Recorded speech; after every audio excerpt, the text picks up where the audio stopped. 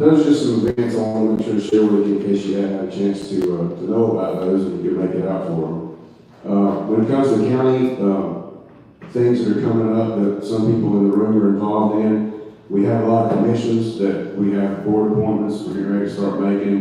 Applications are already in for a lot of those. The one that's coming up, the most recent, or coming up very soon, is on Monday, April 29th. There will be a meet and greet held for anyone who currently has an application in for the planning commission. I know we have some people in the room that do. There's 20 planning commission applicants so far.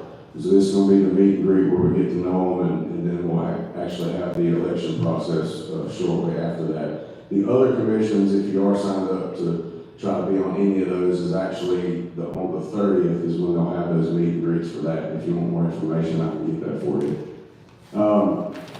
Locally, one of the things that I've been working on, I think I mentioned it last time, is this food truck ordinance to kind of address some of the issues, especially we have on this White Horse Road corridor.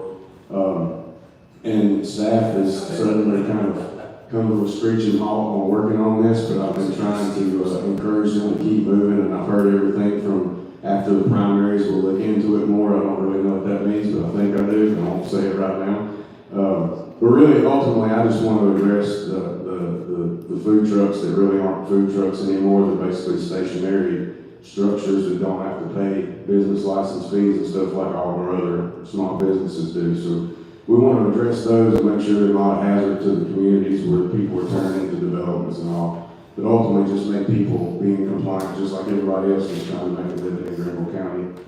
So we're working on that still.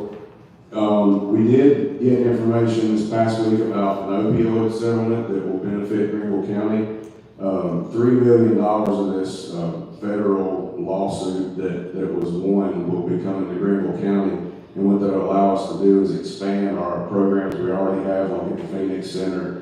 And a lot of these groups that go out with the Sheriff's Department when we go into these homeless camps and we try to provide them services to get them off of their drug addiction. This will be $3 million additional dollars to expand on the services that we already have to try to address that problem, because obviously it's growing. And I think anybody in this district knows that it's kind of came from the city out towards us, so we see it quite a bit.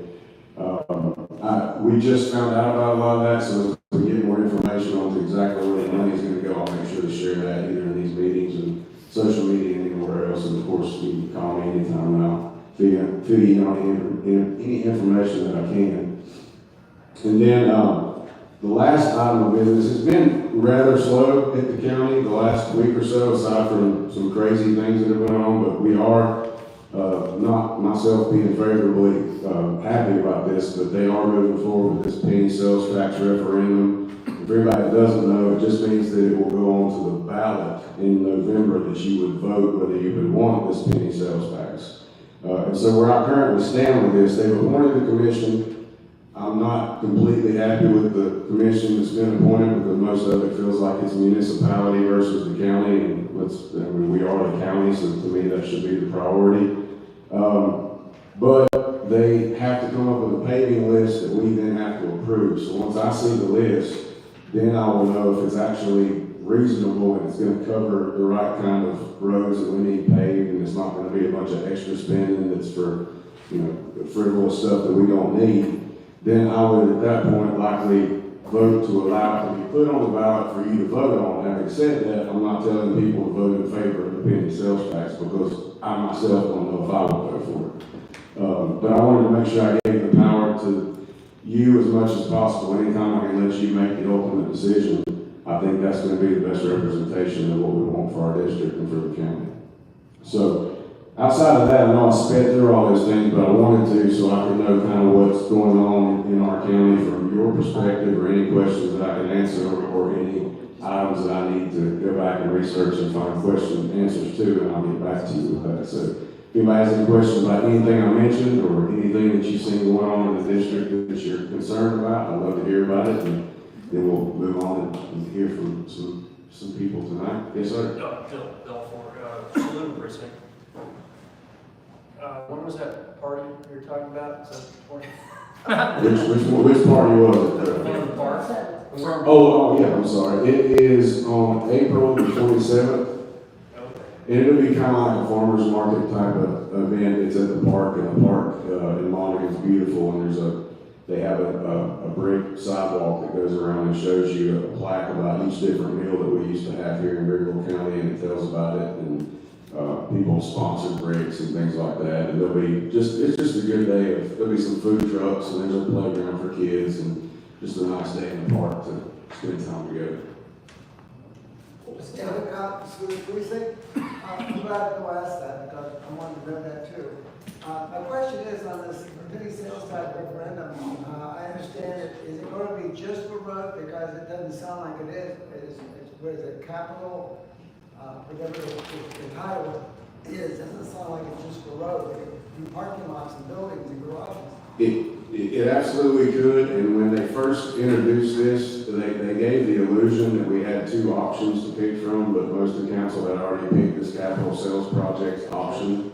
And it does allow for more things that could be purchased with this, but when you vote in November, everything that will be paved has to be listed on the ballot. So you actually see what would be covered. So if they said they're going to build a soccer stadium, you would see it on the ballot. So the good thing about it is that you will be able to see all the different things. And we also passed a resolution just before the commission was chosen, so where council was advising them that if they want this to pass council, it has to be road paving projects. It can't be all those other things that were mentioned in the capital sales section of that. Thank you. Yes, sir. Is this a binding vote? If we vote it down, can council go ahead and pass it? No, the only way that, well, at first, it has to pass by, council has to approve the list. So once the commission brings a list, we would have to approve it, but I would tell you, obviously, we have that group, that the majority is probably going to approve it. Then if you vote, if we voted down, just similar to the last time there was a penny sales tax, it's voted down. So you have the ultimate say on that. I didn't mean to belabor anything on this too. So a couple weeks back when we had the GOP meeting, I don't know if you were there or not, but I'm also on the Human Relations Commission, and a couple days after that we had our meeting, and I brought up the point about, I did talk to the sheriff Lewis at the GOP meeting, and I heard him talking on the radio, 98.9, the Word, and about illegals being bussed in here in Spartanburg. So my question to Dr. Duckett, the Human Relations Director, is, okay, now we have a homeless issue. Sheriff Lewis said, yes, we do. He knows that we have illegals coming in, and I'm like, well, where are they at? And this convergence of our homeless issue is a big issue. Are these people being sidelined for work and other stuff while these people being bussed in are doing a lot of construction around here?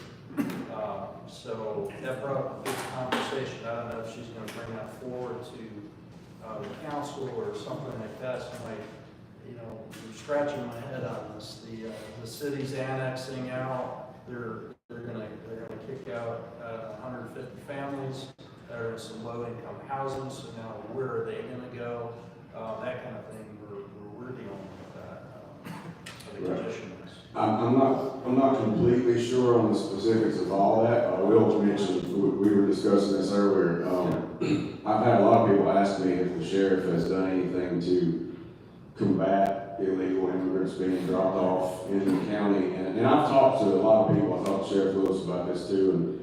And from everything I can gather, the problem is that when you have a bus or a van drop people off anywhere, there's no illegal activity that took place. So for the sheriff's department, even if there's a likelihood it could all be illegal immigrants, they can't just stop them because they think that it may be, because basically there's people that are watching for that kind of thing. So that part we had discussed earlier is a little more difficult to. So as our taxes go up, Mm-hmm. they're not paying taxes. I'm kind of confirming that they're not, and where are they being housed? So then, we're having this, the unmitigated growth, I talked to you last week about that, and pushing out certain demographics in this county. I know Pickens didn't, they put a moratorium on their building for like. I was gonna mention, but it wasn't a complete moratorium, but something that Pickens County is doing that I would love to take in Greenville County, and I don't see why we shouldn't be doing this, is they took all their zonings and they said, look, when we made these zonings, we didn't have any kind of growth at all. Now we're starting to get it, and we're getting it from Greenville. I talked to the chairman over in Pickens County. So what they did is they basically took the zonings and they restricted, they took the zoning classifications where apartments and townhomes could be built or multifamily, and they really drastically reduced the zonings that could be in. So that's things that could be done. We just can't do a full all-out moratorium without specific things that are met, A, B, and C, and then if they are met, then I believe it's only 60 days that you do the moratorium before you have to redo it again, kind of like Mount Pleasant's been doing recently. But they've had, with being so close to the ocean, they've had more excuses to be able to stop it. Yes, sir. Ben, let me add something to that. I've been a member of the Greenville Board of Realtors for 30 years, so we had a broker update on Wednesday. And the official position, and this is for your information to get where all this is coming from, the unmitigated growth is a grotesque problem that we're having to put up with. But the lady, the political analyst at the Greenville Board of Realtors said, we need to rally the people to get this stopped, this moratorium stopped in Pickens County. So their position, and like I say, I've been a member of that, but I've never given a dime to ARPAC because they give all the money to Democrats and liberals. But the Greenville Board of Realtors has taken an official position against this moratorium in Pickens County. And they'll do the same in Greenville County. I think we need to put the brakes on this and stop and say that we need to find out where we are. Let's stop and take a breath on this.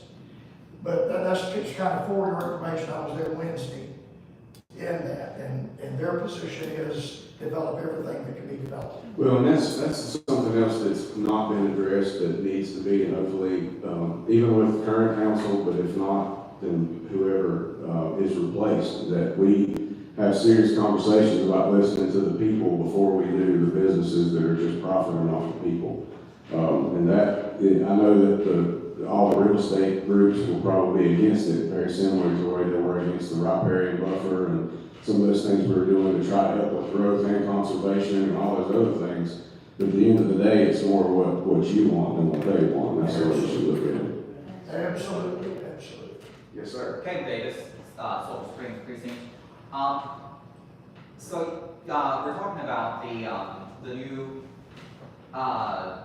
penny tax to be voted on potentially, and you're saying that would be going to repaving some roads. Isn't that what we're already paying taxes for? Why would we create a new permanent tax or a one-time repavement of a certain number of roads? Haven't we already been budgeting for that?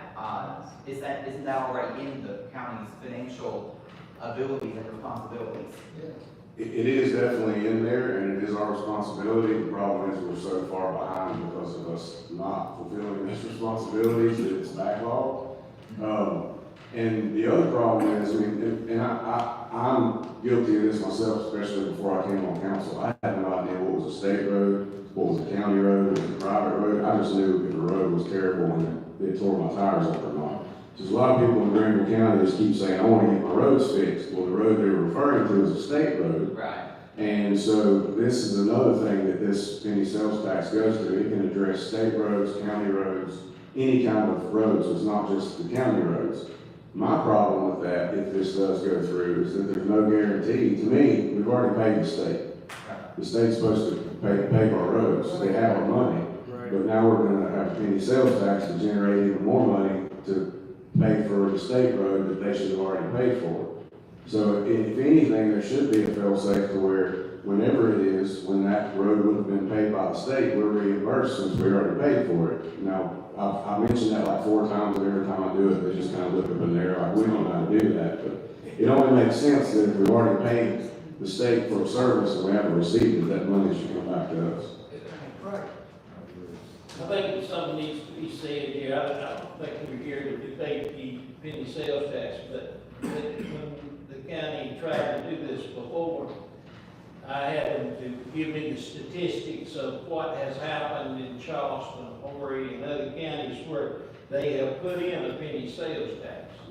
And in those counties, the state has backed down the amount of money that they put in, and they just start matching what they're collecting, additional money from you and me, but we're paying the additional sales tax and all of those things that we're already paying, and we will get less.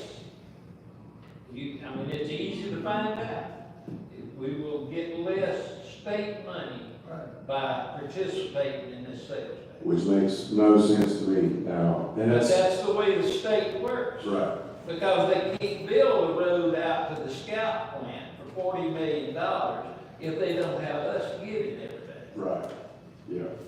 And that's why I don't understand why we can't, because on the ballot, you'll see, if the list makes it to the ballot, every road and how much it costs. So the price is there, so we know how much the state should pay us if we're gonna actually fix it. But there's nobody from the administrator down, except for 2 or 3 or 4 of us maybe, even having a discussion, well, why would we pay for state roads with county tax money and it not be reimbursed to the county? That's exactly right. Makes no sense.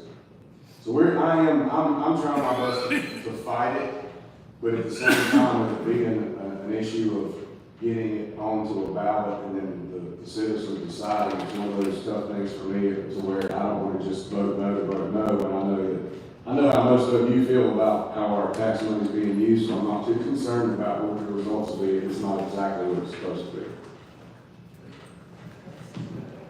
Yes, sir. Councilman, the developments that are already fully sided, windows in, paved, I assume have furniture and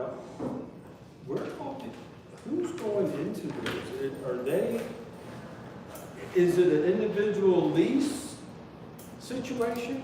And they seem like they're all kind of the same developer format. For instance, the one in TR that's where the old mill used to be across from Walmart. That same format is over near Simpsonville. Right. And several other places that I travel.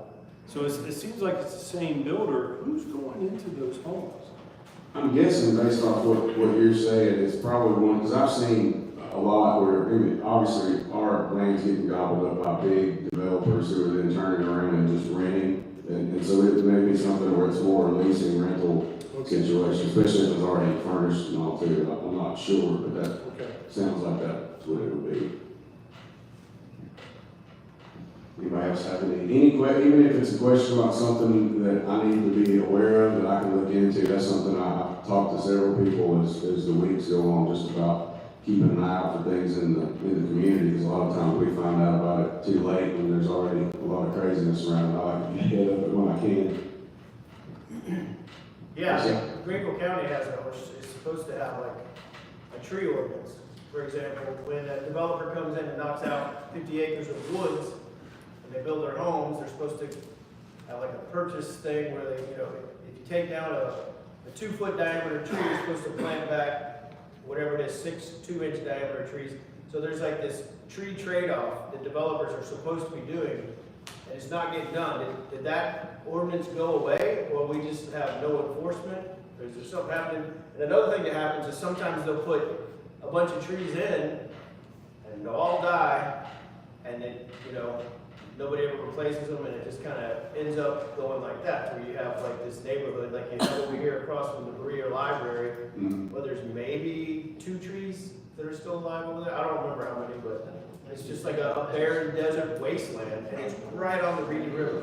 I need to look and see on the tree part of it, the requirements. I haven't had to personally deal with any of those myself, because that one came in literally right as I was getting ready to get sworn in. They were already building that development, but I I know that we have green space requirements we typically cause them to have to do, but when it comes to specific numbers of trees or replacements, that hasn't crossed my eyes anyway, but I'll look into it and find out if we should be doing it, then we need to be doing it. I'll push for that for sure. Might Yes, help sir. slow down. Dave Cobb came from Saluda. I have two questions, they're both the same question. It seems like Greenville County doesn't have enough money. So what about all these fee in lieu of taxes that every time I go to a council meeting, they get passed another one? And this saves these developers thousands and thousands of dollars, if not millions, like the one at Cherokee, it saved us, because it didn't pass, it saved us millions of dollars. Right. And the other one is impact fees, these developers. I understand in 2021 that Dan Tripp and those guys, I don't really know for a fact, but I think I read something on the Greenville News about it, that they eliminated impact fees for developers to pass the expense on what the developments are costing the community. So, to the taxpayer, is there anything that can be done about that would be sensible to get more money to the council instead of giving us a penny tax? I have an impact fee ordinance myself that I did myself, first ordinance I've ever done in my life, and I had to sit on it because, I'm honest with everybody. I do not have the votes to get an impact fee passed with our current council. Instead of me bringing it forward to get it shot down just to try to posture on it and say, look at me, I wanna wait until we can actually do it. But the things that they tried to say we had to have a tax increase for would have been more than covered by using impact fees and that kind of thing, for sure. Yes, sir. The Realtor broker update on Wednesday, the little girl down there that's over the political outreach, they've never endorsed me, by the way, and don't expect they will. That was one of the things that came up. They were absolutely opposed the position of the Greenville Association of Realtors. They were adamantly opposed to the moratorium in Pickens County. And this came up as well, and I didn't think about it until the question. They are adamantly opposed to any kind of impact fee. And I was in there with 200 other people, and it wasn't the right time, and it wasn't a question and answer. They were just making statements. I was about to scream, because now you want the citizenry, who are already, our taxes gone $48 million in the next 2 years. And now we've got to carry the load for these national and international builders to come in here and rape our land and build these crap houses that 20 years from now are going to be falling apart. And they want the taxpayer to pay the impact rate. So again, when you bring your ordinance up, the Greenville board will be fervently opposed to that. That's the reason I stayed away from all of them since I ever came into office, because they know I'm not planning on working with them like that anyway. I work for the citizens, I don't work for those big groups, but I know that's the fight that I'll have for sure. And to be realistic, looking at it over the course of the country, there's a lot of counties that have impact fees of like $9,000 per door, which is way more than what I was even suggesting. So mine's more just to show the county, for some reasons, they haven't done it in the past, that there's a way to generate $15 to $20 million without it being the taxpayer. So we should be reducing taxes, not raising them. Joe Deal, and I'm from Tiger Precinct, and I'm first vice chairman of the Greenville County Republican Party. But now, I tried 3 times while I was chairman of the Planning and Development Committee for 8 years. I tried 3 times. Impact fees, brought people from Rock Hill, all over the state in here that do those kind of things, and it's successful. They build schools, build roads, and it's all on new subdivisions. It's not on you because you want to build your son a house. It's subdivisions. Right. And they are able to do that, and you need to go to Rock Hill and just see what they've done. But when every time I brought that up, you thought I said something about somebody's mom. Right. Those developers on council and on the planning commission that fall over the floor and start chewing their tongue. Right. You're taking money out of our bottom line. We can't make any money if you do that. Now, I never have seen that picture. I don't know how. They wouldn't, they raised the price anyway. They sell $75,000 houses out here for 300 and 400,000. Oh, yeah. You may have noticed that. And you know who's taking that money? That guy down at Hilton Head that's moving down there to his condo. He's putting that in the bank. But anyway, the best thing you can do is wait till we have a chance to change that council, and then we can change all this junk. Right, and then unfortunately, and I don't like telling. They did away with 3.1, which required the developers to do all the infrastructure. They had to fix the roads, they had to fix everything. That was the best ordinance that's ever been. They hired a consultant to come in here from the National Home Builders Association to do nothing but fight 3.1. Right. And at the end of the day, it's that we've done that as a blanket. We've given the developers benefits and advantages and breaks, and to the point where now any kind of cutback on it, it's like we're cutting them deep, but they've been cutting us deep as At the citizens end of their profit, way too long, so. at the end of their profit, well, nobody likes to. Well, at the end of the day, they can say that they're not, it's not like they're not gonna do business. Greenville County's making too much money for them not to do business. They'll pay the impact fees. They just fuss about it until the vote gets passed, and then they'll get over it and move on. These guys building these condos and these apartments and everything, they're building them and selling them to people in other parts of the United States, and some of them in other parts of the world. Oh, yeah, and that's another problem, is sometimes when I contact a developer or a property owner, they haven't been here for years, so for them, they don't even know what's going on with their own property, because they're out of state somewhere, California or Florida. So, yeah, it's. Maybe you ought to allow squatters in. I That'll get their attention. don't even want to say the word squatters after what I've seen on the news, but luckily, at least from what I can see, we don't have that issue here where we're gonna have to worry about taking people to court because they jump in our house while we're on I'm vacation. saying to get the absentee owner's attention, have people start moving into their house and start paying attention. Yeah, but there's a group of people that are desiring to do all these things. It's just that I just don't see it beneficial for me to beat my chest and talk about it when nothing's gonna happen. I'd rather have the people on my side really make a difference, and for when we do it big. We don't just do it to chip away at stuff, we do it to fix the problem. That's the best way to do it. Yes, sir. I'm gonna bring up a question, but I hope isn't too much of a fire starter. I came down here as a refugee to get away from the Democrats since 2010. I moved here 7 years ago.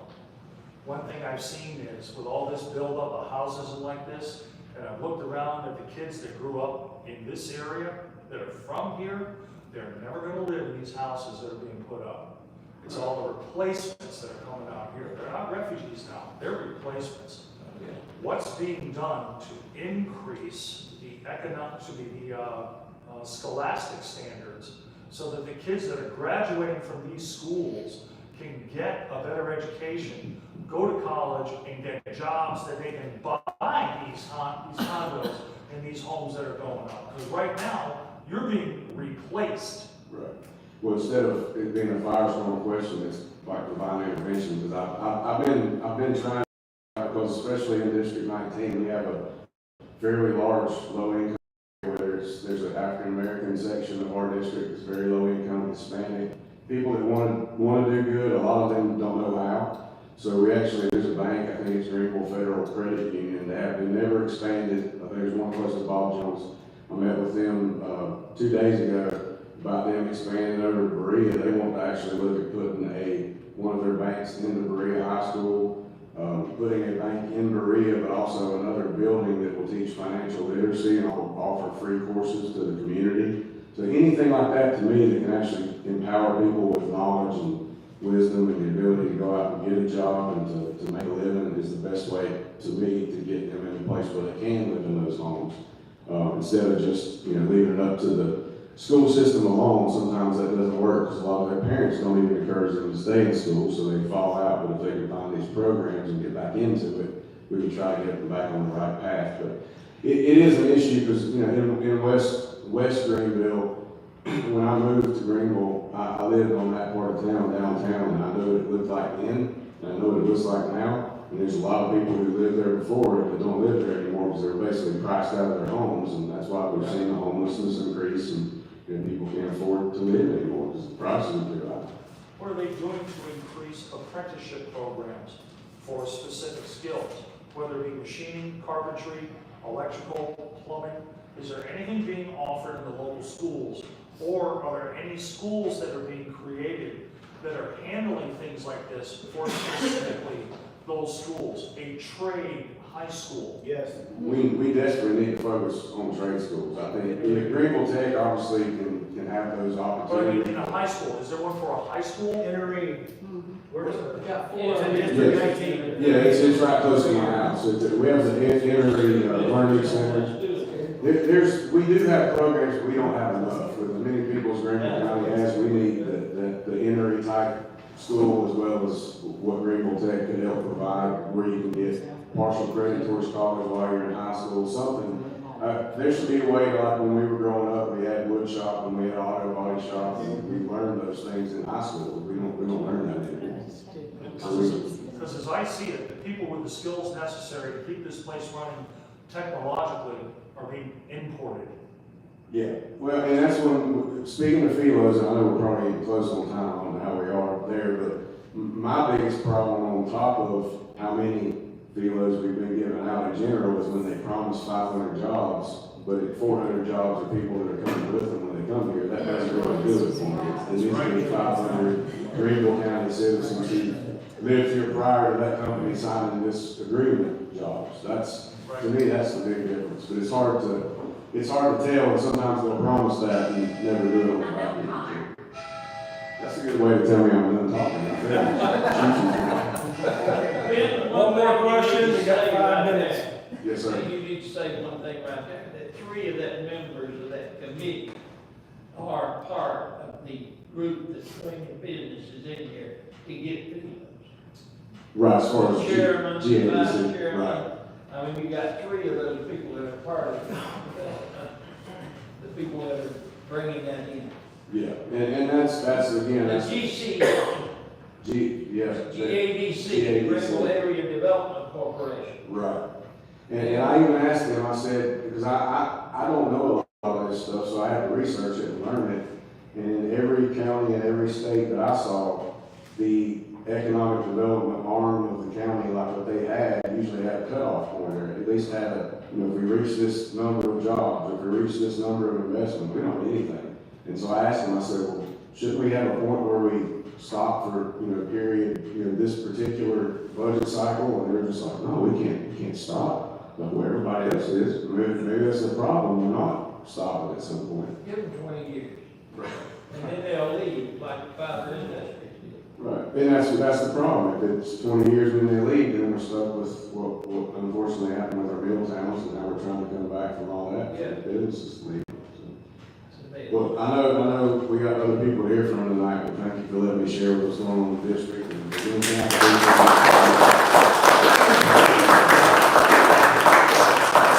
Thank you, Councilman Blunt. Now we have Nate Marcinet, I hope I said that right, running for District 19 House. I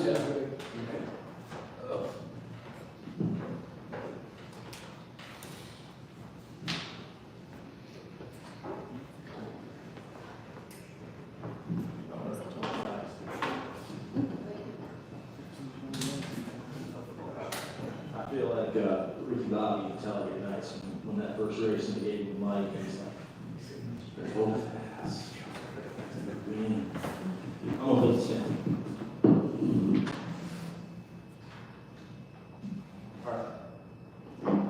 I guess $1 million question that my wife, my friends, my family ask me is, why am I running? Okay? And the answer is, I am tired of the polarization and the divisiveness and the nastiness that our party has come down to. A vote for me gets you a representative who will be respectful and listen to your concerns. I will return phone calls and emails on a timely basis. Okay. I will introduce bills that make sense, help improve your lives, and won't waste taxpayers' money. I'd like to pose a question to everybody.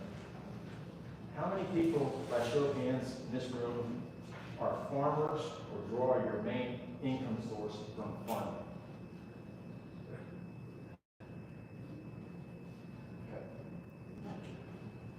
County is not even in the top 25 counties large by area for farming. Yet, your current representative introduced 17 bills this legislative session. 70% of those bills were on agricultural issues. Not fixing roads or bridges, not lowering taxes, not improving schools, not increasing public safety or essential services, not addressing unrestricted growth. How is that representative of our needs? Of the 17 he introduced, one got passed. Okay? That's 6%. These are serious times, and we need serious representatives who are willing to go to work for people, and not their own self-serving interests. That is why, day one, the first bill I will propose is the 85-year-old sales tax reduction. How many people know about this? In the state of South Carolina, when you reach 85 years of age, you're entitled to a sales reduction on items purchased for your own personal use. Okay? You must ask for the reduction and present proof of your age as cash register. Now, some of these items are everyday items that we buy, such as clothing, handbags, scarves, hats, hosiery, jewelry and watches, cosmetics and toiletries, household appliances, light bulbs, drapes, rugs, furniture such as sofas, chairs, tables, and lamps, appliances, refrigerators, stoves, microwaves, dishwashers, electronics, cell phones, television, computers, computer services, car, tires and batteries, cable, internet, television. When you get 85, you get a 1% reduction. Why 85? My first day, I'm going to propose a bill that drops that down to 65. Okay? And maybe even try to get a little bit more money for you. Why should you wait till you're 85 years old to get a reduction? I think people when they turn 65 need that money too, because they just started retiring.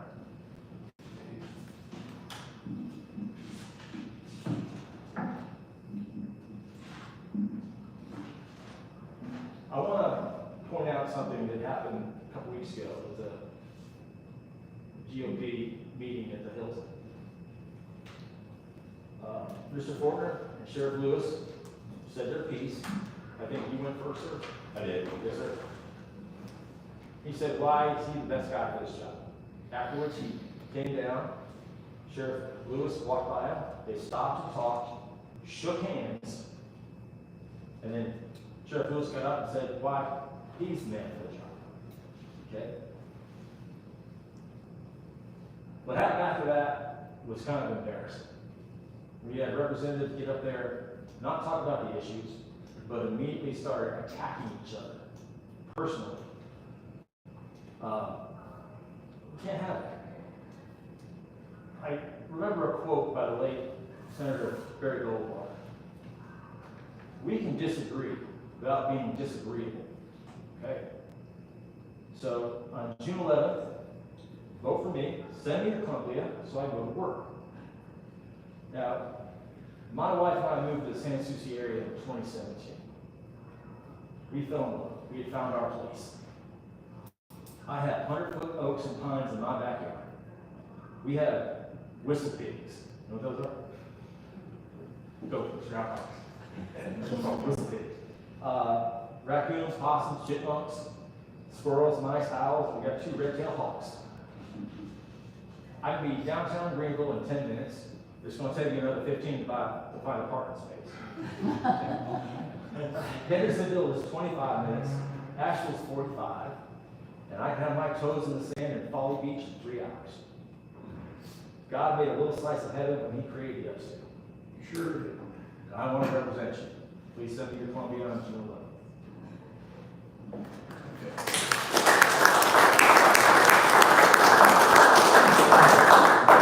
Thank you.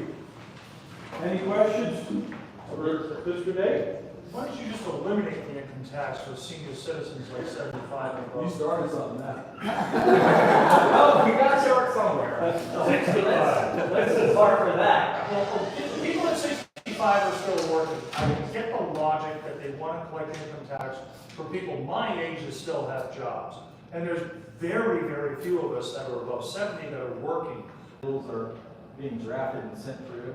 70% are agricultural bills. We don't have agricultural issues in District 19. So that's our biggest difference. He's not. I think this is a stepping stone to higher office. I'm not sure of that. I've heard things. He's really not interested in being represented in District 19. He's trying to get higher office. So that'd be our biggest. Anybody else? Is there any specific legislation you disagree with aside from proposing agricultural bills? Anything you voted for or against that you would vote differently? Well, the only thing he really voted on is agricultural stuff. I mean, he passed a few, it don't take my word for it. You go to talk.gov and go to your representatives, click on your district, and you can print out the entire legislative session, which I've done. Okay? Last page. General bills. Proposed 17, passed 1, not passed 16. Joint resolutions, passed 1, not passed 1. Current resolutions, 1 and 1. Resolutions, 3 and 0. I mean, it's all right there. I mean, if you want to get answers, just go there. It's a great website. And there's tons of information. What did you say the website was? It's SCGOP. No, it's actually SC Legislature. Yes, sir. And then you can go to the account and get your registrator, your representative, and then click on it. You senators too. And it'll come up their entire session of what they wrote on. I just the web address. Yes, sir. My very last question. No, give me more. Come on. We got to space this out. We got to bring it out a little bit. As I understand, it's our Congress in this state that determines whether we have open primaries or closed primaries for national elections. That's incorrect. Who does that? In the current state law, it is the parties that can open and close their own primaries. I've been talking to people about that for 2 years, and nobody's ever told me why they don't use the law that is already in place. It's 7-9-20. I misunderstood that. That's the parties themselves. The parties themselves can close their primaries under current law. Now, I keep asking, why do you think that we need registration, and nobody ever answers that either? So I always just say #follow the money. Thank you. Now, in being on the sidelines until finally getting involved, was it, and please someone correct me, who started the open primaries? It's always been. South Carolina has never had party registration. At least that's what, when I asked the question of Conway 4 years ago, that's what he said. It's never had registration by party.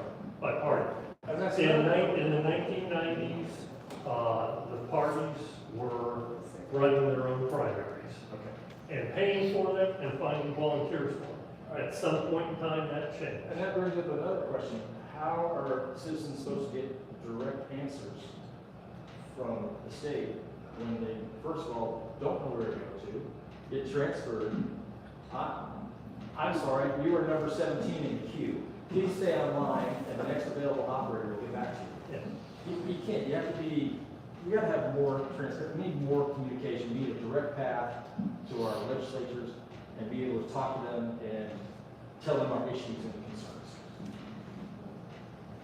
Yes, sir. I got one more question. Okay, there's 2 bills. H 4935 by paper ballots.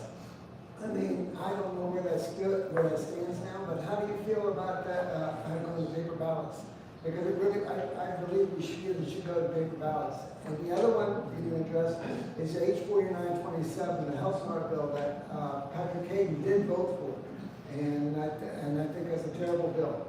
So are you familiar with either one of those bills?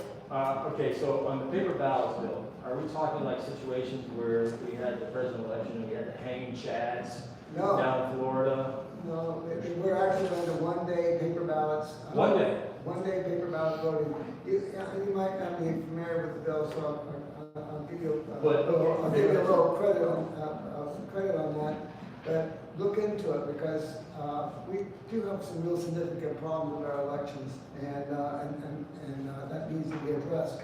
And if you go to SouthCarolinaSafeElections.org, they put some lawsuits through, and they've gotten, there's people voting from parking lots, people, 2 or 3 people voting with the same social security number, and they found this through this lawsuit.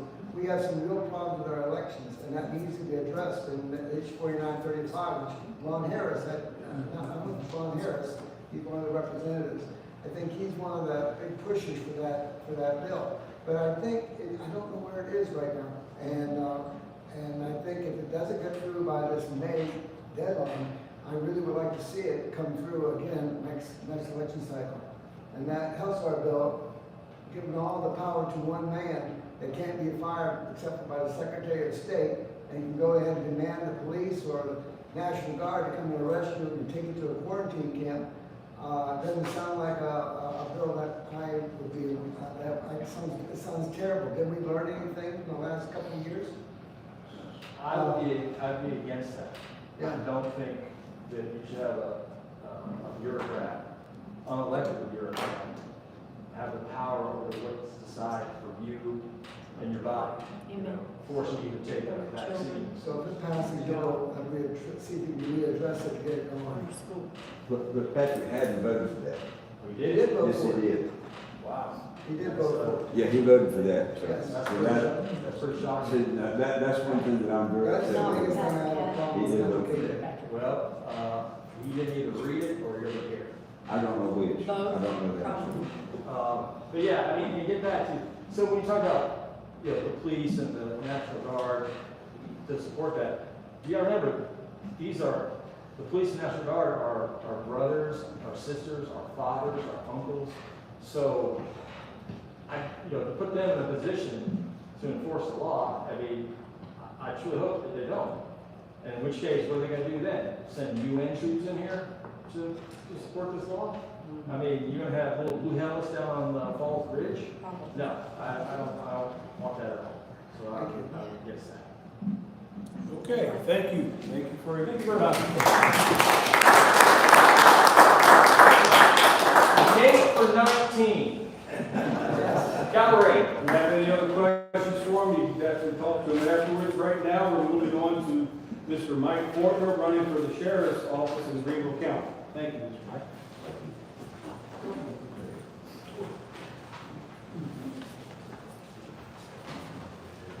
Hello, everybody. My name is Mike Fortner, and I am running for sheriff for Greenville County. Just tell you a little bit about myself so you kind of know where I come from, what my background is here. I started my law enforcement career off as a reserve deputy here in Greenville County. That was probably about 1992 or so when I started off as reserve deputy. I did it for about 15 months or so, give or take. And applied to come on full time. I got hired full time. That was in September of 1993. And did about 5 years in uniform patrol. And after uniform patrol, for me, I wanted to be investigations. That's kind of where I wanted to go. That was my driving force, I guess you could say, in law enforcement. And a position as a white-collar crime investigator came open in our criminal investigative division. And I put in for it, and I was selected to go to investigations. And I started my investigation career off as a white-collar investigator. I then got promoted to what they call master deputy. Most people might call it corporal in a lot of other agencies, but the same thing as a master deputy here at the sheriff's office. And when I got promoted to master deputy, I moved up to the family violence unit. And did that for a couple of years, and then eventually moved into the armed robbery unit, and then into homicide. When the other Lewis came along, Will Lewis, he asked me to move over to internal affairs. So I moved over into internal affairs and did that for a couple of years. There in internal affairs, you conduct investigations on the different divisions inside the sheriff's office, special teams, of course, handle complaints, serious complaints of all employees, both sworn and non-sworn. And then after doing that for a couple of years, I moved over to what they call a professional compliance unit, which is the accreditation for the sheriff's office. The sheriff's office holds a dual accreditation. One of it is through called COLIA, which is the Commission on the Accreditation of Law Enforcement Agencies, and then they also hold a state level accreditation, which is through the South Carolina Law Enforcement Accreditation. My job there was to see to it that the sheriff's office was adhering to all the different standards that they have to adhere to maintain their accreditations. In August of 2022, I retired, so I've been retired for about a year and a half, and decided that I wanted to run for sheriff myself. Wife and I were sitting around our living room. She was asking me, why do you want to run for sheriff? And I gave her some ideas, and she said, tell me one word why you want to run for sheriff. I said, it's for others. It's for the citizens of Greenville County, and it's for the employees at the sheriff's office. One thing I've learned through all this campaigning that I've been doing is that as a sheriff, you kind of got two sets of constituents. You've got the citizens of Greenville County that want to know what you're going to do for them as far as giving them a better sheriff's office. Then you got the employees of the sheriff's office itself. They want to know what you're going to do for them to make their place of employment better. And I understand the fears that they have with the election going on. I worked there myself as a deputy while the elections were going on. You're always wondering, what's this other guy going to do if he comes in? So I understand the whole mindset there with the people that are working there and how they're concerned about what am I going to do for them. So how am I going to give you a better sheriff's office? And the way I'm going to do that is what I call the 3 E's. First one is I'm going to make the sheriff's office more efficient. By more efficient, one of the big things that I'm going to work on doing is the sheriff's office has got a lot of positions occupied by sworn personnel that don't need a sworn officer working there. A civilian could easily work in these positions. The position that I had myself when I retired, and accreditation could have easily been filled by a civilian employee. There was no, as one guy put it, there's no need for a badge and a gun in that position. I believe Greenville County Council will be more likely to work with me when I ask for civilian employees because they're less expensive. The training, the equipment, sending them to the academy and all that kind of thing is not necessary. And I can take these individuals, these deputies that are occupying these positions that civilians could occupy, and I can move them over into another position, whether it be investigations, uniform patrol, community deputy, whatever it might be, which makes the sheriff's office more effective. And in effect, I give us more manpower without having to hire more deputies. It's kind of a unique idea, I guess. And when, so I don't make it effective that way. And then so that's my second E, is the effectiveness of it. And then my third E is the ethics. I want to bring better, higher level of ethics to the sheriff's office than what's currently being exercised. What I mean by that, for example, I don't know, I'm sure most of you are probably aware of what's going on down at the abortion clinic, the issues that they're having down there. Well, if you go to the sheriff's office website and look at the Greenville County Sheriff's Office Code of Ethics, part of their code of ethics is that we will enforce the law in all situations fairly, across the board, evenly and fairly. Well, they're clearly not doing that down there at the abortion clinic. Somebody might argue that, the Constitution was intended to protect our rights from the government, which would be correct. But my argument to that is if a government agency, in this case the sheriff's office, is knowingly and willingly failing to enforce the laws, and by failing to enforce the laws, they're enabling another group of people to impede on someone else's First Amendment rights in this case, is the sheriff's office not, indirectly at least, helping with that? Facilitating that? I argue yes, they are doing that. So that's why I'm going to give you a better sheriff's office with my 3 E's. Anybody got any questions right now? Yes, sir. Caleb Davis, Salt Springs Precinct. I have a couple of questions. In certain parts of the country, there have been reports of sheriffs taking it upon themselves in situations where certain rights have been restricted regarding to armaments to deputize such members of society as are willing to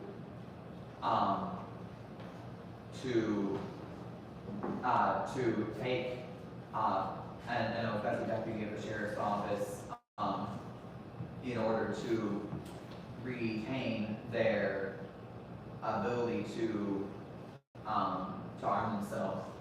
What would be your position on that? And then secondly, in other regions of the country, there have been certain sheriff's offices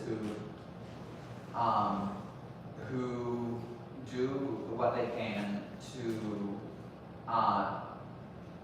influence political parties towards one direction or another, and what would be kind of your answer to what is an appropriate, what are appropriate measures to take in one direction or the other on that? All right, as far as, I assume you're talking about the Second Amendment, the handguns, the firearms in general. I'm pro Second Amendment. No way would I ever impede on anybody's Second Amendment rights in this county. I was thrilled when they passed the open carry. I know a lot of people have some issues with the open carry, but my thought with this, regardless of which way you feel about it, is that that was something that amplified our constitutional right, as opposed to generally somebody's trying to always limit our constitutional rights. That one kind of expanded it for us, as opposed to them trying to take it away from us. And what was the other question now about? What would be your position on what are appropriate measures to take at the sheriff's office regarding political organizations and I don't think the sheriff's office or the sheriff should try to influence any political parties on anything. I mean, that's what makes our country great. It's a free country and everybody has the First Amendment rights that we were just talking about. So no, as a sheriff, would I try to impede on somebody else's political outlooks or whatever? Now, I might not agree with it, and might not enforce it or whatever, but I would not impede them from expressing their own opinions. If that's the question, did I get that right? from Yes, sir. Why is the sheriff's office a partisan race then? Why is it? You're running as a Republican, and Right. somebody's gonna run as Democrat. Why is it like that? I mean, you've been around 30 years, I Yeah. don't know if it probably predates it. but- And that is a really good question, actually. Me and one of my other guys was talking about that. Because as a sheriff, you're a sheriff for everybody in the county, regardless of political affiliation. As a Republican sheriff, I will adhere to the Republican platform. I think that's one thing our current sheriff does not do as well as he could. I think he strays from that from time to time. So I guess from that standpoint, I mean, you got partisan because generally which political party you associate with is supposed to at least indicate what you believe in and what you'll fight for. So I guess that's the reason why it's partisan. But I don't believe in trying to impede on somebody else's expression of their right. I mean, Democrats have got the rights to say whatever it is that they want to say. I mean, that's our First Amendment right. Just like down there at the abortion clinic. As a sheriff, I'm not going to try to impede on the pro-abortion people and keep them from being able to say what, their protest. But I'm going to see to it that the pro-life people are able to do their part down there as well. Yes, ma'am. The law is the law, Yes. regardless of your party. Yes. And we have laws on the books, and those are the ones we need to enforce, regardless of your party. Yes. And that's not being done. Talk about. That's not being done. Laws on the books are not being enforced, and I believe it's probably because of their own personal beliefs. And we're still human, but at the same time, the law's the law. I think Republicans tend to be more lawful, tend to be. I've seen it different lately, but. Yeah, and particularly down there at the abortion clinic, in particular, that's definitely one spot where I've seen a lot. But I'm sure all of you know LifeOnRoadRoad.com, the website. If you don't know it, you've never been to it, I was kind of amazed what's going on in that district. If we see in Greenville County what we're seeing all over the United States, protests that are not peaceful, and they prohibit people from going to their jobs, getting on their airplanes, driving in traffic, what would you do? Yeah, I don't. I mean, I don't call that lawful protest. No, I don't call it lawful. If you're interfering with other people's rights It's a to get physical around. interference. When you protest, you're supposed to be in a designated area, to do the protest. You're not supposed to be out blocking the roadways and all that kind of thing. Prohibiting No. life and liberty and the pursuit of happiness. Right, I would not put up with that. No. Thank you. Yes, sir. This brings up something connected to that. People engaging in those types of protests are carrying signs calling for the death of Jews, holding up signs and displaying banners defending and promoting organizations that are declared to be terrorist organizations within the United States. By promoting these terrorist acts and promoting the deaths of these people, isn't that itself a crime? And we're going to step to the next thing. If this is happening at a protest on county property, and this is, your office is going to be a county position? Yes, sir.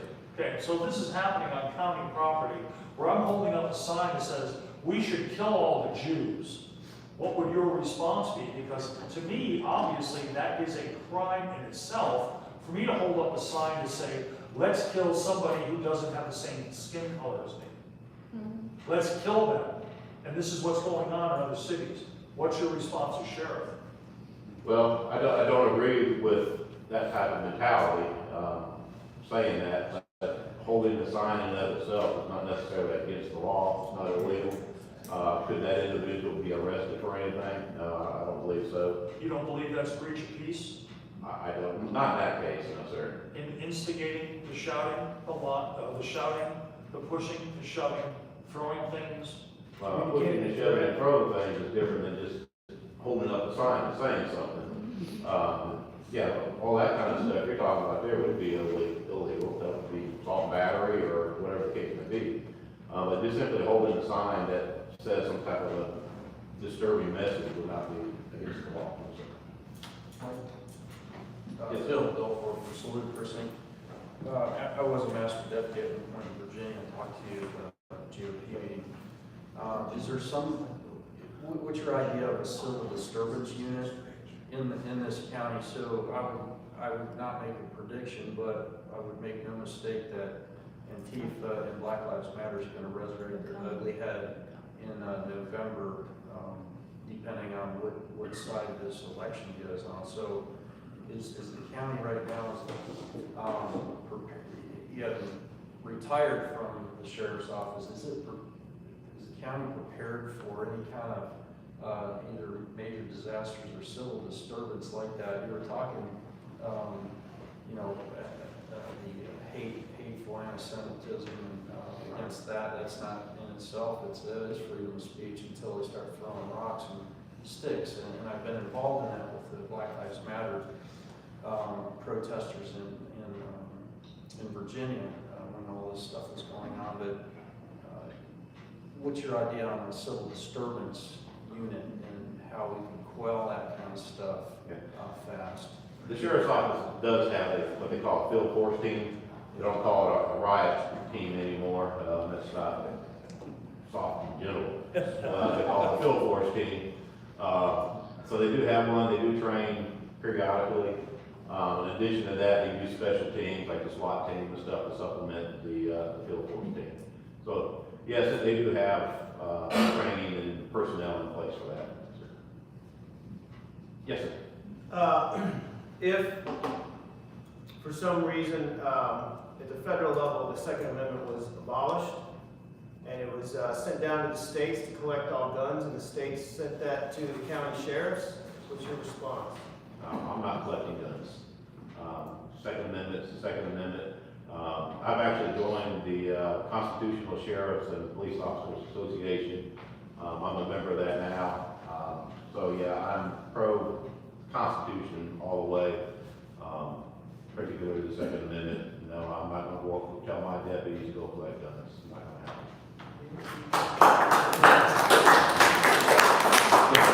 Joe McLaughlin, West Side Precinct. When it comes to the current situation with illegals getting off the buses, and I understand there's not a crime there, but they are illegals, what can the Greenville County Sheriff's Office do? I know the butting of heads with Homeland Security, but this is our property, this is our land in our county, in our state. How much sovereignty do we have and authority does the Sheriff's Office have to protect us from what the federal is not doing? Where's that balance line? Good question. If you've ever read the Federalist Papers before, the first, 10, 11, 12 of the Federalist Papers, one of the big selling points that they were trying to sell the Constitution to the state of New York was that the federal government would be there to protect the states. I heard somebody on the radio a couple of weeks ago, I don't know if it was, might have been either Charlie James or Bill Frady, one of the two of them, said that, the federal government is there for the states, to serve the states. The states aren't here to serve the federal government. So they are clearly failing to protect us from illegal immigrants. I mean, there's no doubt about that. There's no way to argue that they are. They clearly are failing to do it. I've really thought a lot about that question. As far as I know, right now, it is still illegal in the state of South Carolina for a business to knowingly hire illegal immigrants. Of course, the key word being knowingly. Department of Revenue is supposed to be the ones to enforce that. Now, don't get me wrong, Department of Revenue is obviously, I'm sure, very stretched and thin, just like any other governmental agency. But my thought was, could local law enforcement work with the Department of Revenue to target some of these businesses that are known for, purposely hiring illegal immigrants? I think that's a possibility. I don't know, it's something I would definitely check on and start hitting these businesses that are hiring these illegals. And if it's not beneficial for them to be here, to work here, and live here, maybe they would go somewhere else. Yes, sir. I watch a lot of cop shows. Give me your opinion on this. Busload of people, middle of the night, riding down the road. Is that enough probable cause for a deputy to stop that vehicle and investigate whether or not the people riding in it are in this country legally? Just simply driving down the road, no, sir, would not be. You gotta have at least reasonable suspicion that make a vehicle stop. You don't need probable cause, but you need reasonable suspicion. But I don't think a group of people riding in a bus down the road would be reasonable suspicion for them being illegal. And if you extend that out to the middle of the night at a convenience store, people coming off the bus, going in there, making purchases, coming back out, it seems to me a reasonable person could just look at those people and say, it's pretty likely these folks are not here legally. Am I going too far? There are a lot of Hispanic people here legally. So yes, I would think just simply because there are Hispanic people on a bus, and would that be reasonable grounds to get out of them to check them out? I don't think it would. No, sir. How about last thing? Catch and release, stop a vehicle, deputy stops a vehicle for a traffic violation. Guy driving the vehicle has no driver's license, no identification, nothing. Why are not those people apprehended and put in a holding cell somewhere until their status is sorted out, instead of just saying, oh, well, nothing we can do about it, let them go? Well, they should get arrested for not having the driver's license on them. Because if you don't have any form of ID and anything to confirm who you are, you're supposed to be arrested if you're driving without a driver's license. ICE, agencies will sign what they call memorandums of agreement with ICE, but they're not going to come get somebody out of the detention center because of a driving violation. They're just not going to do it. They work for the same federal government that's letting them all come over here illegally anyways. So, It's gonna take something pretty serious for ICE to do so. Does that fact impact your decision to detain those people for driving without a driver's license process and let them go to magistrate court or whatever, and follow the normal procedure and adjudicate that? I'm sorry, I don't think I understood the question. I'm saying that you apprehend the guy, you arrest him, you put him here. You obviously determine he's not here legally. You call ICE, they say, no, bother us, we're not coming. Why does not the process continue then? You still have a person who was driving a vehicle without a license, and that certainly has a penalty attached to it. It may be just a fine, but if you can't pay it, what happens? Right. And they go to, I mean, they get held responsible on a local level for that.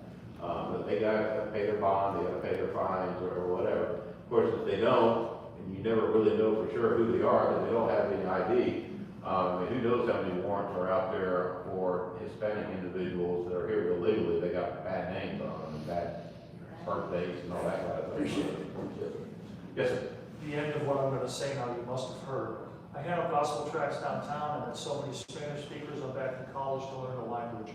I've recently run into a group of men who told me they were from Venezuela, who all asked me for where they could find jobs. And I started asking them, you gotta have a green card. And this guy opened up his wallet, several of them. They got IDs from Chicago and work permits that were given to them on their travels within the United States. That I have no idea if that's who this guy is. And I have no idea where they got the work permit. They're all telling me, yeah, we're legal. That they can get work and they can do anything, and they got a valid ID from our government. So when someone like you wants to come up and ask him who he is, all you know is what the card says, and if he answers you correctly to what the card says. That's right. Only thing they do from that point on is check them through the NCIC to see if they're wanted anywhere underneath that information. But yeah, they got ID, that's government issued ID, and they're saying that their name is bad, and no way to disprove it. It's a terrible situation. I mean, make no mistake about it. And it's a hugely federal issue. And unfortunately, the states are finding themselves in this predicament that they're finding them in. We'll just kind of sit back and watch what happens down in Texas, and hopefully that the Supreme Court will start giving states more rights to start handling this situation. Yes, sir. I never thought about this. This might be the only chance I get to ask an unbiased question, being an elected official and councilman, but as far as our sheriff's department goes currently, and the number of officers that we have currently out patrolling and out in the field, based on the growth we currently have versus any kind of projections, if you've seen those, but based on kind of where Greenville County is now, are we adequately staffed in your opinion, or are we understaffed, or are we somewhere in the average? Well, my thought would be that they're understaffed. I would say the sheriff's office has been understaffed the whole time that I've ever worked there, since I started in '93. I don't think that's necessarily a Greenville County thing. I think that's just law enforcement in general across the country. It's kind of the last group of people that get money, for example, from their local governments, or the state or local, whatever the case may be. So I don't think that's an issue that's, just Greenville County. But yeah, I would say that the sheriff's office is probably understaffed. Okay, thank you. That brings up a good question. How many citizens per sheriff's officer would you say is a good number? That's a good question too. I have always heard that it's like 1.9 officers per 100,000 people. No, that's not right. That's not right. No. I don't know, but it's 1.9 officers per, maybe it's per 100 people or something maybe. I don't remember what it is, but the sheriff's office is not up to that part. Yes, sir. Several years ago, I was at the debate between AT and Hobart when they were running for this position, and they were talking about response times for veterans. What would you do to decrease the response time for deputies responding to incidents? One of the things I was talking about as far as we got sworn deputies in positions that civilians could operate or work. That's one way I hope to be able to facilitate that by getting more people in positions for that. Another thing I'd like to do is institute a paddy wagon system. When a deputy makes an arrest, they are out of service probably for the next minimum 2 hours, sometimes even 3 or 4, just depending on how busy things are. They gotta make an arrest, they gotta process the scene, take statements, whatever they gotta do there on the scene, and then transport the guy down to the detention center, sign the warrants or tickets, whatever they gotta do there, and then they gotta sign them into the detention center. And depending on how busy it is, there could be a line that they have to wait in. So that takes a deputy off the road for at least, like I said, at least 2 hours, maybe more. With the paddy wagon system, my hope is that we can keep that deputy on the road. Paddy wagon comes by, picks the guy up. They'll have to work out some issues as far as signing warrants online. If it's a ticket situation, they can write a ticket right there and just hand it to them. And the paddy wagon can take them down to the detention center, and then that deputy can just go right back to service again, instead of being off the road for 2 to 3 hours. So, yes? Just real quick, it's about 2 per 1,000, which means in Greenville County, you would need about 1,000 sheriff's deputies up there, and you have 600 maybe? I don't think that. I think it's 578. Yeah, so you're about 50% understaffed. Yeah, and it's always been like that. I mean, that's nothing new. Not saying that's the way it should be, but it always has. Would you put your deputies back to putting them out there, writing tickets for speeding? White Horse Road is like a racetrack, and I haven't seen very many people stop. And also dealing with the cars with wheel lights. Don't turn me in now.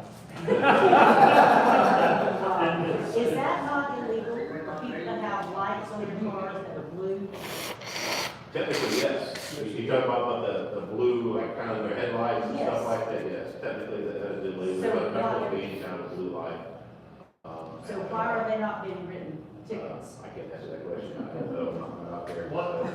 But yes, they're not. White Horse Road is a state highway, so it's highway patrol that's supposed to be And the county doing can, the enforcement. you can do it too. Well, right, but I mean. But yeah, highway patrol is so understaffed as well, that they can't keep anybody.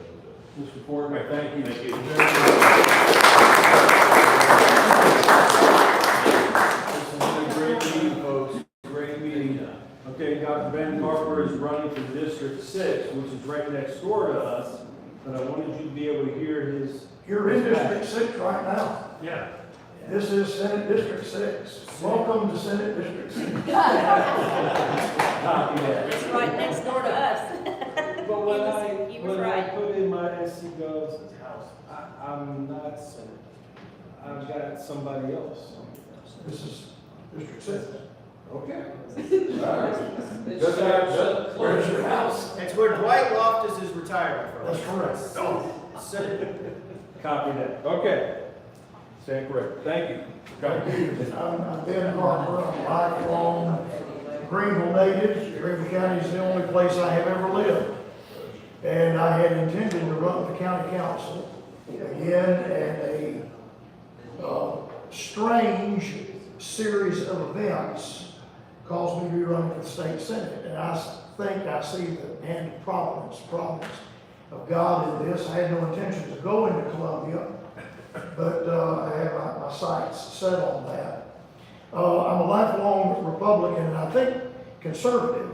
And I think the best thing for me to do, this is one of the flyers that I'm sending out. I'll just give you a thumbnail sketch of what I'm for and what I'm against. I am for the citizen control of the destiny of South Carolina. The wise use of our money collected from citizens for the upkeep and maintenance of state infrastructure. We shouldn't be giving our money to Volkswagen, Scout Motors, and other things of that nature. The maintenance of quiet, peaceable life, and a lot of things that Mr. Fortner said that I was just back there, the neurons were firing. The maintenance of quiet, peaceable, and safe life in the state, law enforcement, personal and real property protection, which will also include the protection of your papers, which are on your iPhone and in your emails, protected by the Fourth Amendment. This FISA thing that was just renewed by a bunch of rhinos. It's a clear violation of the Fourth Amendment. The deportation of illegal criminal aliens and the incarceration of criminals. Some years ago, we thought that it would look good on paper, so we let about 10% of the incarcerated criminals out so that South Carolina could say, see, we don't have that many people in jail. Now, if you think that crime has gone down because we reduced our prison population, I have a bridge to sell you in Brooklyn, New York.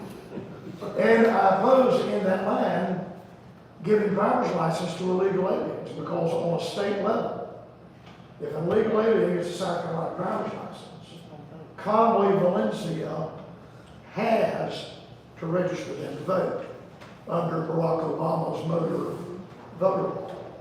That is a fiasco. So they don't need driver's license. When they say we're driving on Mexican drive, they're not supposed to be here.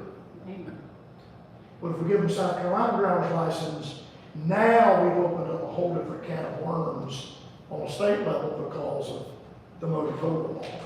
I'm in favor of reducing the size and scope of state bureaucracy and the effect of that in your daily life as a citizen. You're a free citizen. You're a grown adult. You make your own decisions. You don't need a bureaucrat in a cubicle in Columbia that you will never meet, that you can't vote against because you didn't vote for them, running your life.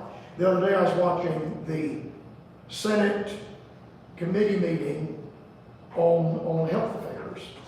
Our director in South Carolina of DHEC was wearing a mask. This is 2024. He was up lecturing that group of senators wearing a mask. The little girl that introduced him, we're paying her salary. I would not have known she existed, but I was monitoring the Senate committee meeting. She looked like she came right off the set of MSNBC. I said, this can't be South Carolina. And then our director of DHEC, which may become the health czar, is up there in 2024 wearing a mask, lecturing. And I don't have time to get into that. I did a blog. If you go on Facebook and go back, you can find a blog that I did just on that one committee meeting. What ifs, what ifs, what ifs, what ifs, what ifs. My dad used to say, if a frog had wings, he wouldn't bust his butt every time he jumped. What if, what if, what if? I'm against the selling of our state to the highest bidder, the development and international corporate interests. And most of these are leftists, like Volkswagen. I'm against selling that. The wanton development of our state, giving no regard to the quality of life of the citizens who are already here.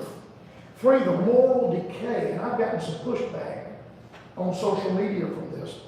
I'm not backing up from it. The moral decay and rot being forced upon us by national and international forces through the library system. Absolutely. And public education. 4, I'm against the tyranny of a select few elitist bureaucrats like the director of DHEC wearing a mask. I understand that he used to be a lobbyist for Pfizer, and now he's working for DHEC. The more I have investigated this, the deeper and smellier and thicker the swamp is. Give me just a moment and I'll unload on you. I'm opposed to election fraud, and I do appreciate what was said tonight about the elections. I'm in favor of paper ballots, a number 2 lead pencil, and we vote on Monday.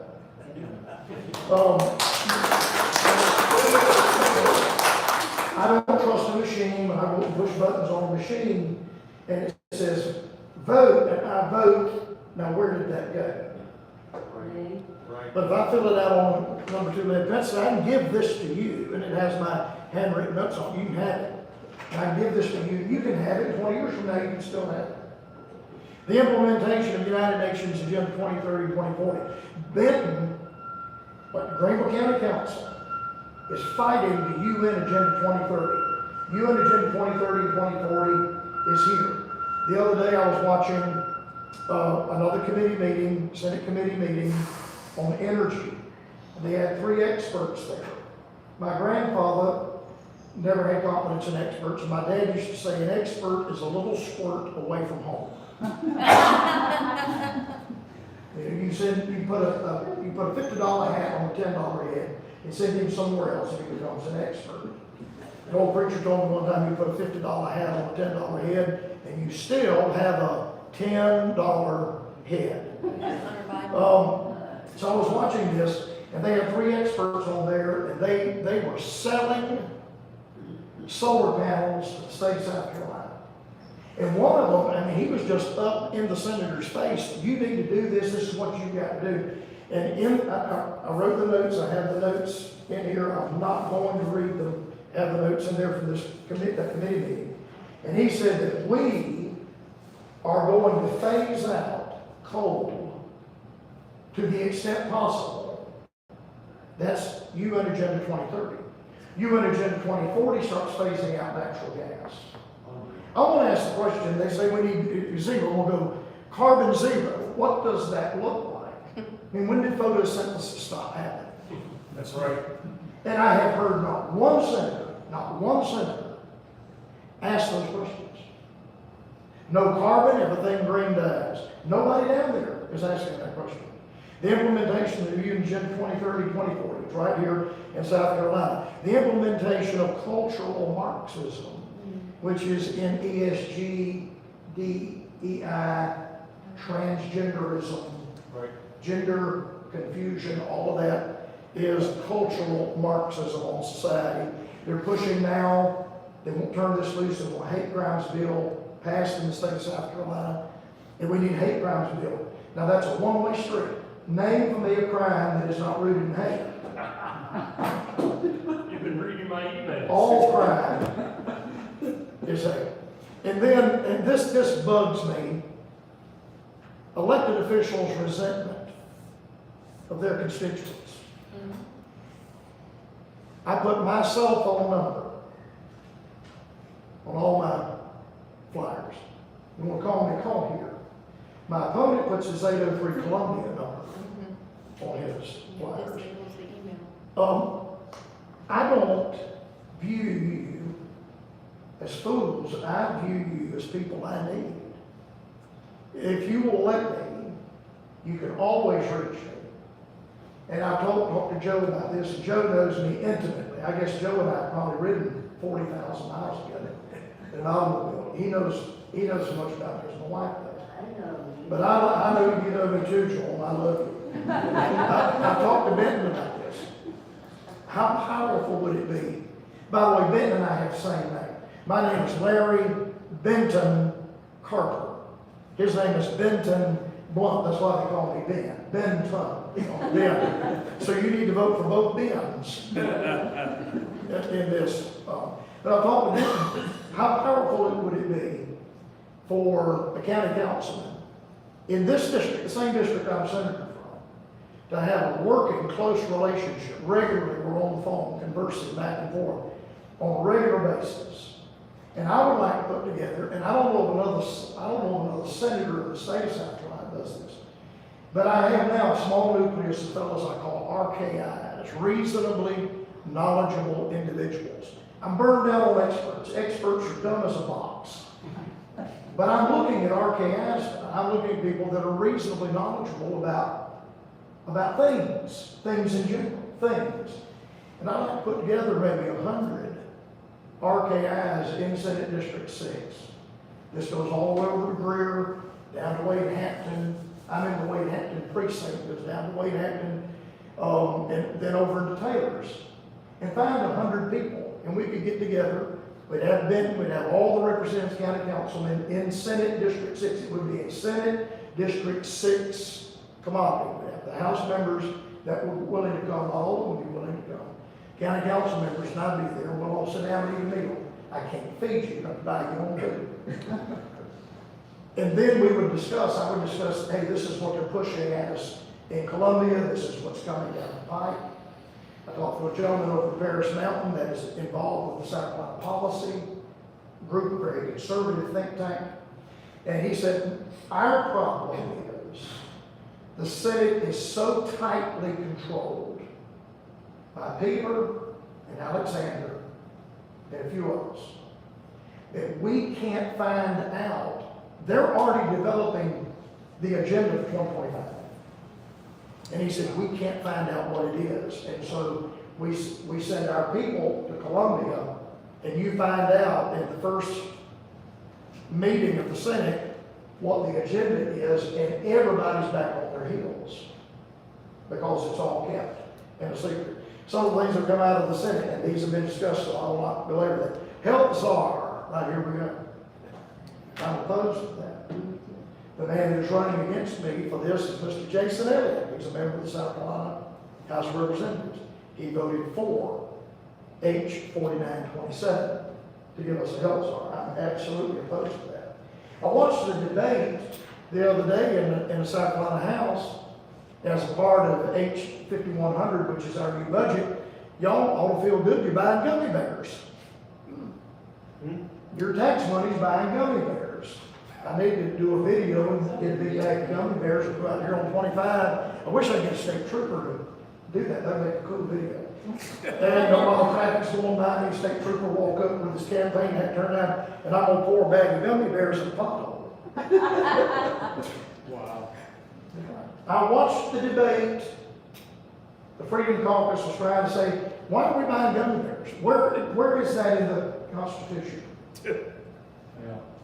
And your tax money's back. Here's what they're going to do. They're going to give the gummy bears to the Art Commission. I'm not entirely sure why we're funding the Arts Commission. I can't find that in the Constitution. And I believe in the arts. I'm a musician. I play the viola. I read the alto clef music. And we'll give the Greenville Symphony a run for their money. And I have a massive classical music collection, also like bluegrass. Don't talk to me about arts. You know, I'm not anti-arts. I can actually perform the arts. But I don't know that the South Carolina taxpayers need to be paid for the arts. All the music, classical music I've ever bought, I bought it with my own money. All the instruments I play, I bought with my own money. All the music lessons that I took, I paid for with my own money. Now, this is something, and I was told, advised by someone wiser than me, that I don't need to run against my opponent. But I do think I need to identify something. I've been getting these flyers in the mail from Mr. Elliott. Well, they're not from Mr. Elliott. He's not going to mail anything out. My wife is solidly behind me, and we spend hours every day. In fact, I wrote a check today for $11,800 of my money to WORD to buy radio ads. This guy spent none of his money. That was my money. If I don't ever get it back, there is a cause. The reason I'm running is because my grandchildren, my son-in-law, my son and daughter-in-law, they've got another baby be here next month. She's on the way. She's a great big child. So my wife's a full-time stay-at-home grandmother, and right now she is my campaign ace. And she addresses envelopes.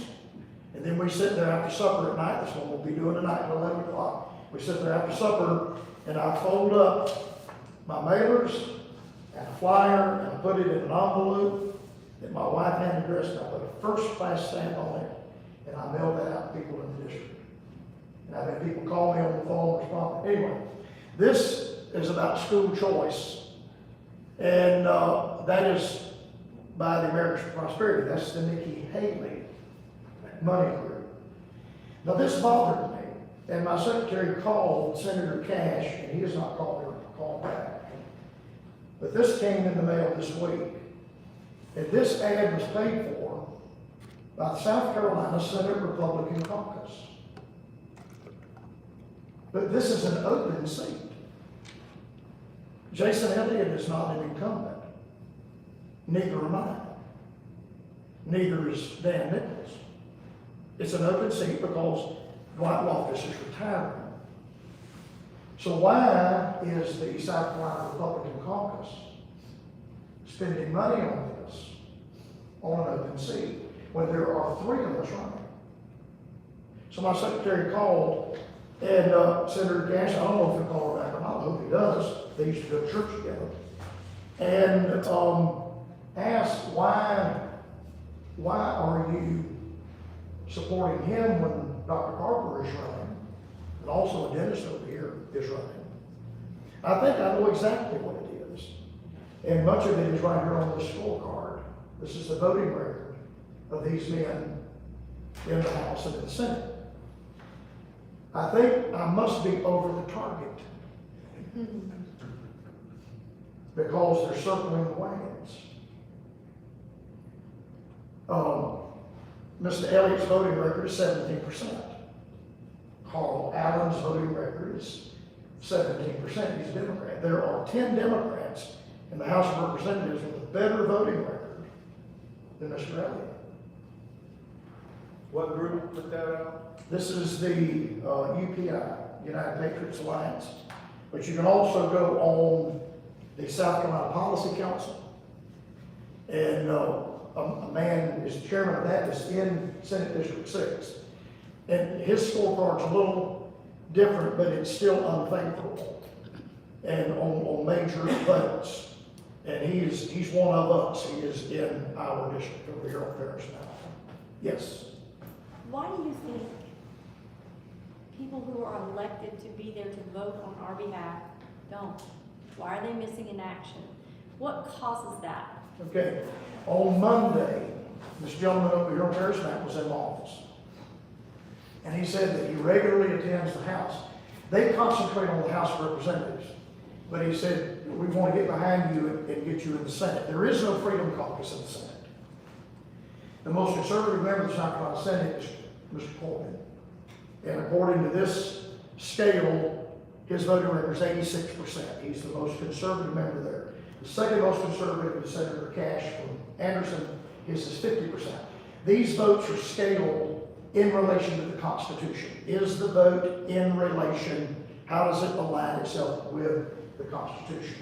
So not every vote they take would be a scorable vote. But on the votes that are scorable, like Second Amendment, like the health or things of that nature, those are scorable directly in line with it. The third most conservative member of the Senate is Shane Martin from Spartanburg. One senator has a 0 on here. And I didn't write this. Now this was given to me. But again, it falls in line. The Senate in South Carolina is red on the outside until you scratch the very thin veneer and it becomes quite blue. Through. Throughout. Yes, sir.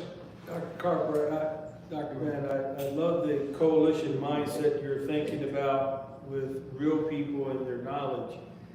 What can you do about the outside paid consultants?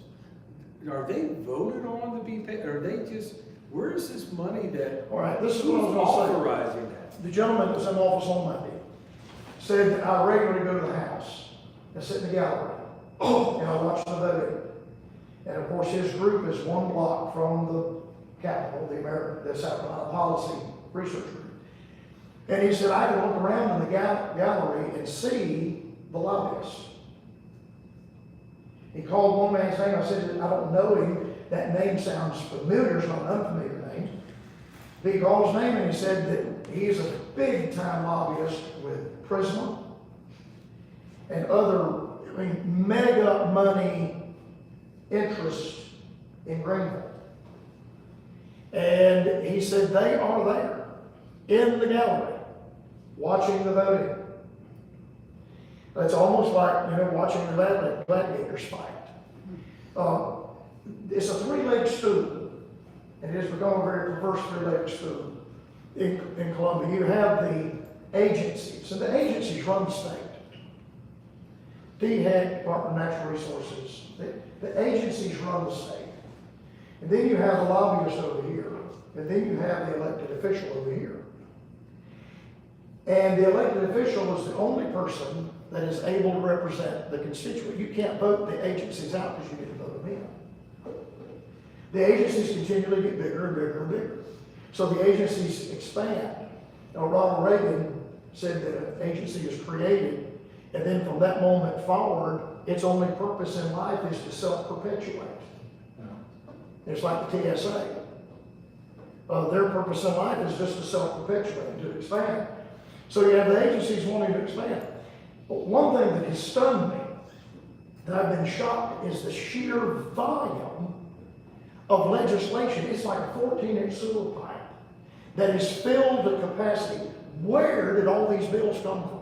I mean, it is one after another, after another, after another. I know these guys I'm looking at, 46 senators, are not writing 1,000-page bills. I've only heard maybe 10 of them actually speak on the floor. I've never heard Carl Allen say anything. I didn't say he never said anything because I have monitored every minute of every session. I have never heard him say anything on the floor. Where are these 1,000-page bills coming from? How are they being produced? I mean, just if you wrote nothing for 1,000 pages, it takes a certain amount of time to put that many words to fill up 1,000 pages if it's just gobbledygook. Where's all this coming from? All of this is coming out of the agencies. It's my opinion, and this is borrowed from Rush Limbaugh, it's my opinion that they have these bills in a desk drawer and they're just waiting for the right time. Oh, we would like to do this, but now, I'm not fussing at Ben, I appreciate Ben, but Ben's got an ordinance. Now's not the time to present it. So where's that ordinance? It's his desk drawer. At the right time. And it's my opinion that all of these agencies say they hire these people, put them in cubicles, people that look like they sound like they're from MSNBC, and they say, wouldn't it be nice if? Wouldn't it be nice if? Wouldn't it be good if South Carolina could be more like Michigan on this? Wouldn't it be good if South Carolina be more like New Jersey on this? Maybe one day we can do this. Maybe some, and it's all in here in these drawers. So you have the agencies. Then you have the lobbyists over here to grease the skids. They make it happen. Campaign contributions. And then you have the elected official over here. And the circle goes around and around and around. And the bigger the agencies become and the more laws they pass, the more laws there are for us to break. Everybody in here is a lawbreaker. You're violating laws that you didn't even know you were violating. And the only person, I've heard 2 senators in this session, and again, I haven't listened to every moment. Senator Corbin stood up on the floor of the Senate, and Senator Alexander from Oconee County. And you talk about having that thing locked down, Peeler and Alexander. If I get elected, and I will, if y'all will vote for me, because money, this kind of money can't buy your vote. That is your vote. And this is truly grassroots. Joe said, if you get elected, you're going to get called from Oak County. You need to come down here and eat a steak with me, boy. And he said, Alexander's going to sit you down in a steakhouse and say, boy, well, let me tell you how we run things down here. And he said, when you get there, Joe was just laughing. He said, when you get there, he's going to put you back over in that back corner. So he keep his eye on you. But Shane Martin said, if we can get you and Lee Bright, that'll give us 5. That's what Shane Martin told me. He said, if you and Lee Bright can get here. Anyway, back to Corbin. Something came up, Corbin stood up. Alexander, the president of the Senate, sat up there in a purple robe. I think about Pilate every time I see that purple robe. Why does Senator from Greenville rise? I want to ask a question. Go ahead, Mr. Corbin. How much liberty my people up here in the dark corner going to have to give up if I vote for this? I said, praise God. The only other cogent thing in line with the Constitution I've heard is they were voting on something Shane Martin stood up. And he said, I don't see how this lines up with the Constitution. I don't see anything constitutional about what we're debating. And he sat back down. That's the only time I've heard the word Constitution. And the only senator I've seen stand up and push back. I asked for your vote on June 11th. Yes, sir. What do you think about Dwight Loftus and how did he score on that? 17%. Dwight Loftus was 7%? On one of the freedom indexes, he was 46%. Yeah, I was surprised that he was almost 50, but most of them were. I told Mr. Loftus. As bad as the I told Mr. Loftus that, I would not have run against him out of respect for him and out of respect for his age. But when he was gonna resign and said he was not gonna run, and then the circumstances worked out, I told him at the Patriot Caucus, I shook his hand, I said, I'm gonna run for your seat. He is not endorsed me, he's endorsed the dentist. But there are 10 Democrats in the Senate, according to this scorecard, and all of them are similar and all of them are different. But there are 10 Democrats here that score higher, or at least as high as Mr. Loftus. And it's not my purpose. He's a good man. And his wife is ill. And I'm not running against him. Yeah. He's not. I'm running against these other men, but I'm not running against Mr. Loftus. I was surprised as well. I was surprised as well. This has been an eye-opener. This has. And go to the South Carolina policy. Any other questions? I'm at your disposal, but it is getting late. Thank you so much.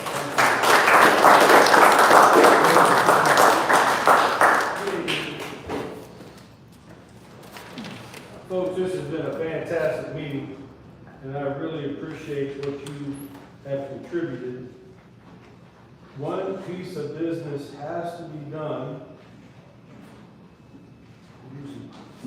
One moment here. Trying to get a calendar for the next business or meeting that we're going to have. We have it on a Thursday. Thursday in August or September? Anybody have a preference? August. Yeah, I'd say. The 29th or the 22nd of August? That's a Thursday. 22nd. 22nd? 22nd of August. Okay? What day is it? Thursday. What? 22nd of August. 22nd. 22nd. 22nd of August. Okay? 6:30 work out? Okay. Wednesday at 6:30. 6:30 at Thursday. It'll be Thursday. We packed a lot in tonight, folks. I want some feedback when you send me some emails, feedback. This is a different type of meeting because of the newcomers that we wanted them to highlight tonight, why they were running. And we also definitely need from our councilman an update. Thank you, Mr.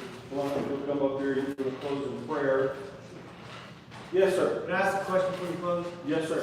Out of curiosity, you brought some candidates for office here. Were their opponents invited to this meeting as well? No. And why not? They have their record. We know Hobart Lewis.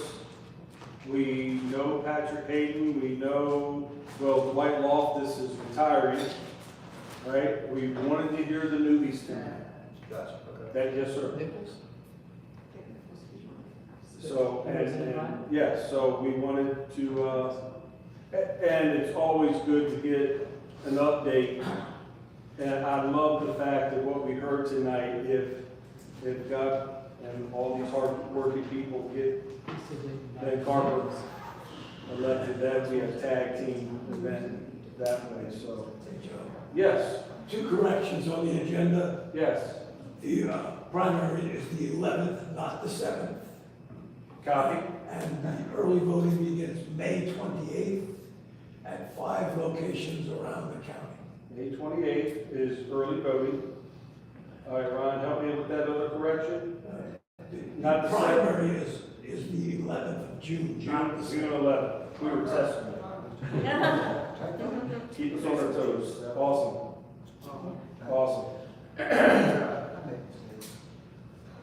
Yes, Mr. I want to invite everybody Saturday the 27th at 11 o'clock to our regular prayer service. We didn't have it last month because of the holiday, but starting back up, we're gonna be praying for the police officers, highway patrol, EMS, we have people from there, and the sheriff's office, and, fire departments are gonna be there, and we're gonna pray for our firemen, and, so anybody that can come, that's at 11 o'clock on the 27th.